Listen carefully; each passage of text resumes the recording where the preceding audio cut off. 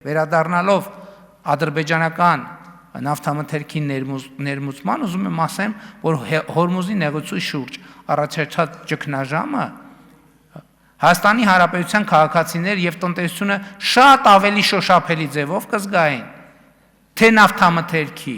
գնի, թե գնաճի, թե մատակարարումների առումով, եթե ադրբեջանական երկաթուղու պատմական բացումը Հայաստանի Հանրապետության համար այս ժամանակաշրջանում տեղի ունեցած չլիներ։ Սա գիտեք հիմա սա պետք է ասել։ Սա պետք է ասել։ Հիմա մենք մտնում ենք Թրամփի ուղի հանուն միջազգային խաղաղության եւ բարեկեցության նախագծի իրագործման փուլ։ Ուրախությամբ պիտի արձանագրեմ, որի հեճուկս միջազգային բարդ իրադրության, թե Ամերիկայի Միացյալ Նահանգների, թե Հայաստանի Հանրապետության, թե Ադրբեջանի Հանրապետության կառավարությունները տարածաշրջանային կոմունիկացիաների վերաբացումը եւ տրիպ նախագծի իրագործումը համարում են առաջնահերթություն։